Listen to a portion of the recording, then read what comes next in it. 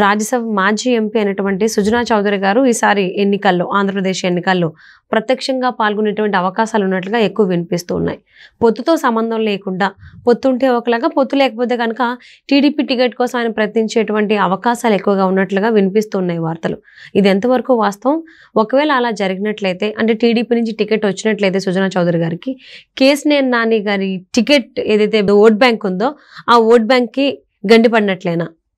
ఏమవచ్చు అంటారు? ఇప్పుడు కేసినేని నాని గారిని చూసుకుంటా ఉంటే ఆయన ఒక లోక్సభ సభ్యుడిగా బాగానే పనిచేశారు. ఆయనకి దాంట్లో ఎలాంటి సందేహం కూడా ఏం లేదు. నియోజకవర్గ స్థాయిలో ఆయన మంచి పనులు కూడా కొన్ని చేశాడు. కానీ ఆయన నోటు దురుస్తనం వల్ల, మరి ఆయన అందరిని కలుపుకుపోయే విధానం వల్ల ఒకనాటి ఆయనకి బాగా కవచంలో నిలబడినటువంటి శాసనసభ్యులు కూడా ఆయనకు దూరం అవటం కూడా జరిగింది. ఇప్పుడు ఈరోజు ఆయన ఇప్పుడున్నటువంటి ప్రభుత్వం తరపున వెళ్ళిపోయాడు. ప్రతిపక్షం నుంచి, తెలుగుదేశం పార్టీ నుంచి వెళ్ళిపోయాడు. జగన్మోహన్ రెడ్డి గారి పంచం చేరాడు. ఆయనకు ముందుగా అన్నారు, ఇప్పుడు చూస్తూ ఉంటే ఆయనకు కూడా సందిగ్ధం వ్యక్తం చేస్తున్నారు. మారుస్తారు అనే వార్తలు కూడా వినపడతా ఉన్నాయి. ఈ పరిస్థితుల్లో ఆయన ఓటమి అనేది నిర్ధారణ అయిపోయింది. ఆయన ఎట్టి పరిస్థితిలో గెలుస్తాడనే ఆలోచన ఎవరికి లేదు. అక్కడ విజయవాడ అనేది లోక్సభ స్థానం అనేది తెలుగుదేశం పార్టీ కంచుకోట. ఆయన కొన్ని వ్యక్తిగతంగా కొంత తోడైన మాట వాస్తవమే, కానీ అక్కడ తెలుగుదేశం పార్టీ యొక్క అభిమానులే ఎక్కువ. ఈ పరిస్థితుల్లో ఇప్పుడు మళ్ళీ ఆయన ఆ పార్టీలోకి వెళ్ళిన తర్వాత వీళ్ళందరూ గంపగుత్తుగా వెళ్ళి ఆయనకు ఓట్లేస్తారనే మాట మాత్రం ఒట్టి మాట. ఇందుట్లో తెలుగుదేశం పార్టీకి సంబంధించిన వాళ్ళు ఎవరు కూడా ఒక్క ఓటు కూడా ఆయనకి వేయరు. ఇంకా ఇది మిద్దంగా మధ్యస్థంగా ఉన్న వాళ్ళు కొంతమంది వేసిన వాళ్ళందరూ కూడా మళ్ళీ ఈరోజు తెలుగుదేశం పార్టీ జనసేన కూటమితోటే వస్తూ ఉన్నారు. నాకు తెలిసి విజయవాడ లోక్సభ స్థానంలో తెలుగుదేశం పార్టీ జనసేన కూటమికి 2 లక్షల పైన మెజార్టీ రావచ్చు. కాబట్టి ఆయన దరిదాపుల్లో కూడా ఎక్కడ ఉండడు. ఇక సుజనా చౌదరి గారి విషయం మీరు తీసుకొచ్చారు కాబట్టి, సుజనా చౌదరి గారు Bharatiya Janata party, Telugu Desam party, Janasena party కూటమి ఉంటే ఆయన ప్రయత్నాలు చేస్తున్నారనేది వస్తున్న వార్త. అది ఈ కూటమి ఉండా కూడా విజయవాడ స్థానాన్ని వదులుకుంటారని అయితే నేనైతే భావించట్లేదు తెలుగుదేశం పార్టీ. ఒకవేళ అదే జరగకూడదు, ఏదన్నా జరిగిద్దాం మనకు చెప్పలేం, కానీ నాకు తెలిసినంత వరకు ఇటు పరిస్థితిలో కూడా అది జరగదు. దాదాపు అసలు ఆ పార్టీతోటి పొత్తు లేదనే అభిప్రాయం బలంగా వినపడతా ఉంది. ఎందుకంటే భారతీయ జనతా పార్టీతో పొత్తు పెట్టుకుంటే నష్టపోతామనే ఆలోచన అందరికీ ఉంది. వాళ్ళు ఏదో బలవంతంగా పొత్తులో జొరబడి కొన్ని స్థానాలు ఇక్కడి నుంచి, మామూలుగా వాళ్ళు ఒంటరిగా పోటీ చేస్తే కనీసం 100కు వచ్చే స్థాయి ఓట్లు కూడా వాళ్ళకి పడవు. అందులో ఎలాంటి సందేహం కూడా ఏం లేదు. కాబట్టి ఇప్పుడు ఎవరున్నారు ఇక్కడ అనే దాన్ని దృష్టిలో పెట్టుకుంటే తెలుగుదేశం పార్టీ, జనసేన రెండూ కలిపి రాష్ట్రంలో అధికారంలో రాబోతున్నాయి. అత్యధిక స్థానాలు, లోక్సభ స్థానాలు కూడా గెలవబోతున్నాయి. కాబట్టి పవన్ కళ్యాణ్ గారితో ఉన్న స్నేహాన్ని దృష్టిలో పెట్టుకొని, ఆయన ఎన్డీఏలోనే ఉన్నాడు కాబట్టి దాన్ని దృష్టిలో పెట్టుకొని, ఆయన మాట్లాడే విధానాన్ని దృష్టిలో పెట్టుకొని, అట్లాగే గతంలో తెలుగుదేశం పార్టీతో కూడా కలిసి వాళ్ళు ప్రయాణం చేశారు కాబట్టి చిన్న చిన్న పొరపచ్చులు ఉన్నా కూడా సర్దుకొని పొత్తుల్లో భాగంగా వాళ్ళు లోక్సభలో మరి ఆయన పోటీ చేయాలని భావించుండొచ్చు.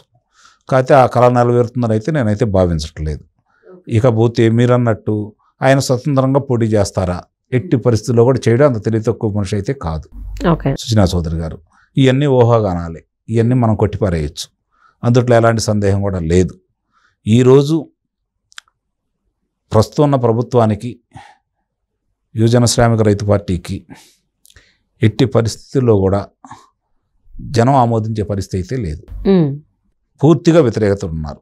దీంట్లో ఇప్పుడు తెలుగుదేశం పార్టీ వాళ్ళు కావచ్చు, జనసేన పార్టీ వాళ్ళు కావచ్చు, ఆలోచించుకోవాల్సిన విషయాలు ఏంటంటే, జనంతో సఖ్యతగా ఉండి మామూలుగా ఈ వ్యతిరేకంగా, ఇప్పుడున్న పార్టీకి వ్యతిరేకంగా జనంతో కలిసి పోరాడే నాయకులను ఎవరిని తీసుకొచ్చినా కూడా ఆదరించడానికి నిస్సందేహంగా ప్రజలు ఉన్నారు. అలా కాకుండా కొన్ని పొరపాట్లు చేస్తే వాళ్ళ చేతులారా చేసుకున్నట్టు అవుతుంది. అంత తప్ప వేరే ఉండదు. కొంతమందిని ఏదో బలవంతులు అనుకుని వాళ్ళని తీసుకుని వచ్చి నెత్తి మీద పెట్టుకుంటా ఉంటే ఇబ్బంది, పార్టీకి ఇబ్బంది, వాళ్ళకు కూడా ఇబ్బంది. అందుట్లో ఎలాంటి సందేహం కూడా లేదు. అలాంటి పనులు చేయకుండానే జాగరూకతతో వ్యవహరిస్తారని అయితే నేనైతే భావిస్తున్నాను. నాకున్న సమాచారం ప్రకారం రమారమి 23 స్థానాల వరకు, 22 అయితే గట్టిగా ఉన్నాయి, 23వ స్థానం కూడా రావడానికి అవకాశం కనపడుతుంది. ఈ జనసేన తెలుగుదేశం పార్టీ కూటమి 22 నుంచి 23 స్థానాలు ఎట్టి పరిస్థితుల్లో కూడా ఇప్పుడు గెలుబాట్లో ఉన్నారు వాళ్ళు. ఆ 2 కూడా అవతల వాళ్ళు గెలుస్తారని మనం ఇది విధంగా చెప్పలేం, కానీ నువ్వా నేను అన్నట్టు జరుగుతూ ఉంది. ఓకే. గతంలో ఆయన అన్నాడు 25 స్థానాలు నాకు ఇస్తే నేను కేంద్ర మెడలో ఉంచుతానని. ఇప్పటి ముఖ్యమంత్రి గారు ప్రజలు ఈ తడవ 25 స్థానాలు నీకు వద్దులే వాళ్ళకి ఇద్దామని చెప్పి నిర్ణయానికి వచ్చారు. దాంట్లో ఒక 2 స్థానాల్లో నువ్వా నేనట్టు కనపడుతుంది తప్ప మిగిలిన దాంట్లో ఇళ్ళే గెలిచినట్టే లెక్క నా ఉద్దేశం ప్రకారం అయితే. అంటే మరి విజయవాడ నియోజకవర్గం కనుక మనం మాట్లాడుకున్నట్లయితే అక్కడ పరిస్థితి ఎలా ఉండొచ్చు అంటారు? అసలు టగ్ ఆఫ్ వార్ కింద ఎవరికి అది నిన్ననే చెప్పానండి, 2 లక్షల పైచీలకు తెలుగుదేశం పార్టీకి ఆధిక్యత ఉంటుంది. తెలుగుదేశం పార్టీ జనసేన కూటమికి ఆధిక్యత ఉంటుంది నిస్సందేహంగా, అందుట్లో ఎలాంటి సందేహం కూడా ఏం లేదు. కానీ వైసీపీ నుంచి అయితే కేసినేని నానికి టికెట్ కన్ఫామ్ అన్నట్టుగా ఎక్కడ వార్తలు వినపడలేదు, లేదు అన్నట్టుగానే వార్తలు అదే అండి. వినిపిస్తున్నాయి. ఇప్పుడు స్థానాన్ని కూడా మారుస్తారు, మొన్నటిదాకా ఆయన అన్నారు, అది కూడా మార్చబోతున్నారు అనే వార్తలు కూడా వినపడుతున్నాయి. చూడాలి అది ఎంతవరకు ఏంటనేది. ఏదైనా చేయగల సమర్థుడే కదా జగన్మోహన్ రెడ్డి గారు. అంటే కానీ కేసినేని నానికి ఉన్న బలం అంతా అక్కడే కదా, విజయవాడే కదా. ఆయన అనుకుంటే ఎట్లా? ఆయన బలం అంతా విజయవాడలో ఉంటే మేయర్గా వాళ్ళ అమ్మాయిని పెట్టేందుకు ఓడిపోయాడు. అంటే పార్టీ కావచ్చు, ఈయన చేసే పనులు కూడా కొంత ఉంటాయేమో వ్యతిరేకత. కదా. ఇప్పుడు ఆయన నోటి దురుస్తనమే ఆయన్ని దూరం చేసింది పార్టీకి. లేకపోతే ఆయన చేసిన పనులకి మళ్ళీ తిరిగి ఆయన తెలుగుదేశం పార్టీలో ఉంటే ఇదే ఆధిక్యతతో గెలిచిండేవాళ్ళు, అందులో ఎలాంటి సందేహం కూడా ఏం లేదు. ఆయన నోటి దురుస్తనమే ఆయన్ని ఇప్పుడు కూడా మరి ఆయన మాట్లాడే విధానంలో కూడా నిన్నటిదాకా ఇంద్రుడు చంద్రుడు అనుకున్న వ్యక్తి ఈరోజు మరి ఆయన ఏం మాట్లాడిన సభలో కూడా చూడటం కూడా జరిగింది.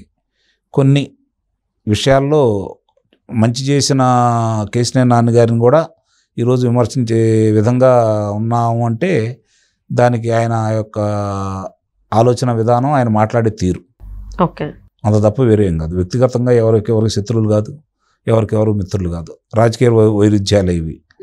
ఇప్పుడు ఎట్లా ఉండాలి అంటే, పార్టీ నుంచి మారిన తర్వాత ఎలా ఉండాలి అంటే రేవంత్ రెడ్డి గారు సీతక్కను చూసి నేర్చుకోవాలి. ఓకే, పార్టీలోనే ఉంటున్నాను కానీ ప్రస్తుతం ఎన్నికలు దూరంగా ఉంటున్నానని చెప్పి ఎలా ఉండాలి అంటే గల్లా జయదేవ్ గారిని చూసి నేర్చుకోవాలి. ఎంత హుందాగా ఉండారు వాళ్ళు. వీళ్ళు ఎందుకు ఇట్లా అటు నుంచి ఇటు నుంచి అటు వెళ్ళే వాళ్ళ సంగతి, అందరి సంగతి చెబుతున్నాను నేను. ఇందుట్లో ఒకళ్ళు ఎక్కువ ఒకళ్ళు తక్కువ అని కాదు.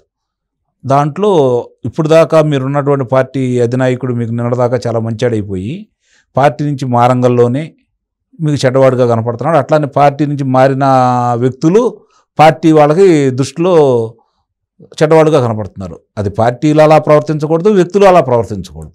ఓకే, ఆ విషయంలో మాత్రం ఒకళ్ళు నీతిగా ఉండాలని, ఒకళ్ళు దాన్ని ప్రోత్సహిస్తున్నారని మనం చెప్పడానికి వీల్లేదు. అందరూ అట్లనే తయారయ్యారు. కాబట్టి కొంత తెలుగుదేశం పార్టీ వాళ్ళు కొంచెం సమన్వయం పాటిస్తూ ఉంటారు. కానీ ఏందో దురదృష్టం, మరి వాళ్ళకి ఈ పార్టీ నుంచి బయటకు వెళ్ళిన వాళ్ళందరూ చాలా ఎక్కువ విమర్శలు చేస్తున్నారు అధినాయకుడిని. మరి అది అధినాయకుడు మెతక వైరుని చూసి వాళ్ళు అలా ప్రవర్తిస్తున్నారా అనేది అర్థం కాని విషయం.